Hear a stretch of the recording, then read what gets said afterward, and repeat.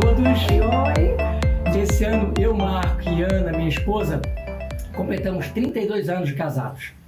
Como discípulos, são 25 anos.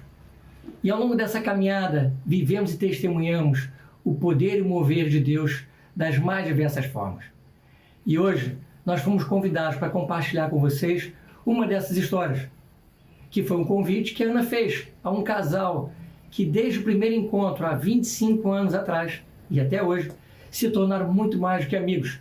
São os nossos queridos e amados irmãos Judimar e Verônica.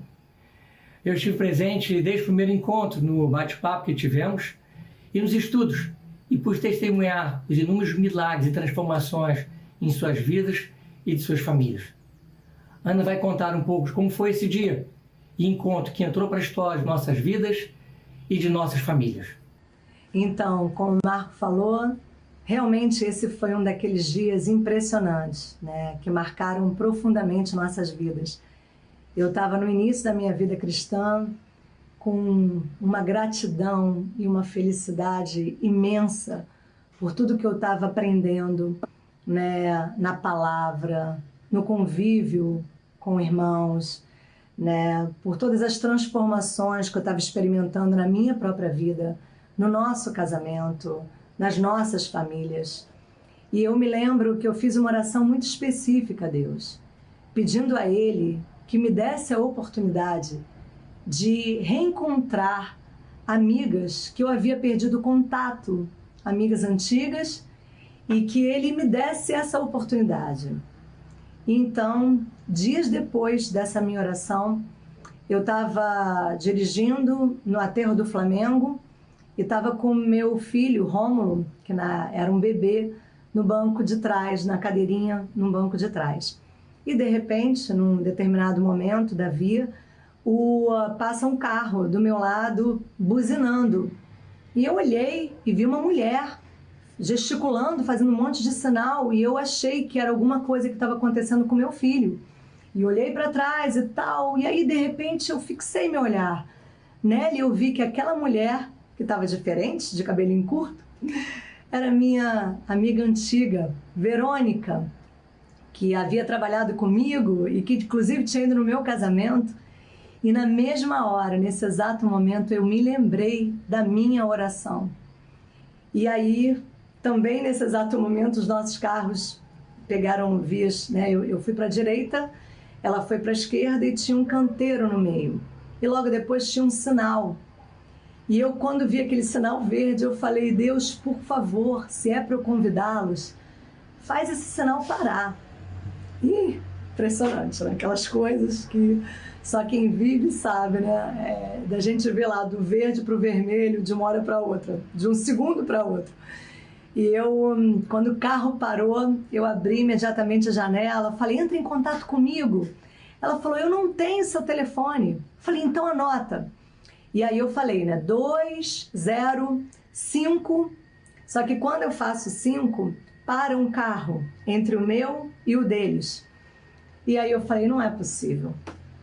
Falei: Deus, se tiver que ser, vai ser. Só tenho essa possibilidade. Eu coloquei a mão por cima do outro carro e fiz o 9491.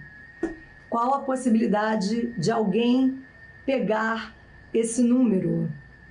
Né? Um número que está por cima de um carro, uma mão aleatória subindo lá, nenhuma. Mas esse é o nosso Deus, né? Maravilhoso, que faz muito mais do que a gente pode pensar e imaginar. E Ele fez com que a Verônica lembrasse do 205 e o Judimar do 9491. Ela me ligou e deixou um recadinho na secretária eletrônica, que por sinal quase que eu apaguei, porque eu apertei uma tecla errada, mas ficou registrado o nome dela e o telefone. E eu entrei em contato e foi aquela alegria, né, do nosso reencontro pelo telefone, e eu aproveitei e fiz o convite para eles irem a um bate-papo bíblico. Isso era uma segunda-feira e nosso bate-papo ia acontecer no dia seguinte. E aí eu falei: um bate-papo bíblico, queria muito que você pudesse ir com seu marido. E ela falou: bate-papo bíblico? Eu falei: é. Ela: nossa, que incrível. Eu estava falando com o Judimar que a gente precisa de uma ajuda espiritual para o nosso casamento. Porque do jeito que está indo, o nosso casamento não tem futuro. E quem conhece a Verônica sabe, né? Que essa amiga, ela é assim, muito espontânea, muito vulnerável. Tantos anos sem falar comigo, e por ali, pelo telefone mesmo, ela derramou o coração dela. Eles foram no dia seguinte, depois de uma guerra, porque o Judimar não queria ir de jeito nenhum, porque achou que não era nada de bate-papo bíblico. Falou para ela: que bate-papo bíblico? Isso aí é encontro de Amway, deve ser aqueles encontros para negócios, pirâmides de pessoas, não tem nada, não deve ser nada espiritual. Mas, pela curiosidade, acabaram indo e estão aí até hoje, né? Esses grandes e amadíssimos amigos e irmãos, né? Nós tivemos o privilégio de acompanhar todo esse processo na vida deles, né? Desde o primeiro encontro até hoje, vão quase 25 anos. A vida cristã, ela nos proporciona, né, essas emoções, essas experiências impressionantes, apaixonantes, sobrenaturais, né? E poder ver a transformação de uma vida, a transformação de um casamento, a transformação de uma família, é sem dúvida um dos maiores tesouros que a gente leva dessa jornada até os céus. E para terminar, eu queria ler uma escritura que revela o autor de tudo isso, que é o nosso Deus, que fica em Efésios, capítulo 3, do versículo 20 ao 21. Diz assim: E agora que a glória seja dada a Deus, o qual, por meio do seu poder que age em nós, pode fazer muito mais do que nós pedimos ou até pensamos. Glória a Deus, por meio da Igreja e por meio de Cristo Jesus, por todos os tempos e para todo sempre. Amém. Oi, meu nome é Henrique, o meu pai é o Cícero, mais conhecido como Zeca, e a minha mãe é a Cleusa. Eu sou o filho mais velho, tenho um irmão que é 1 ano e meio mais novo, e tenho uma irmã que é 8 anos mais nova do que eu. Então, somos aí 3 filhos, né? E a nossa família, ela nunca teve uma tradição religiosa de buscar a Bíblia, de buscar a Deus profundamente. Mas em 2001, 2002, a palavra de Deus, ela tocou meu coração profundamente, né? Mas foi também a época que meu pai estava tentando reunir toda a família para ir à missa mais assiduamente também.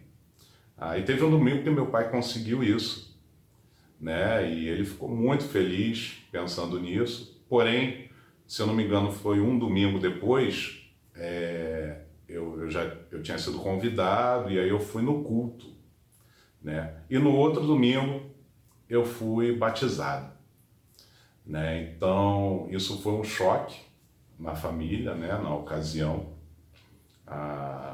Mas eu permaneci firme e prossegui na minha fé. Aí uns 4 anos depois, mais ou menos, a palavra de Deus tocou o coração da minha irmã, e aí ela conheceu uma igreja, outra igreja no caso, e se batizou lá. E se passaram alguns anos, e houve uma grave crise na nossa família, né? Meus pais realmente estiveram muito próximos de se separar.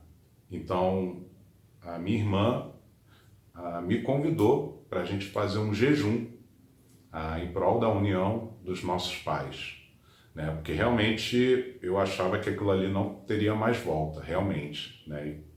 Então só entregando mesmo nas mãos de Cristo para que houvesse a reconciliação entre os dois. E assim nós fizemos o jejum, né? Foi uma experiência mais incrível de jejum que eu tenho, porque de fato, graças a Deus, aconteceram várias situações e eles não se separaram, os meus pais, né?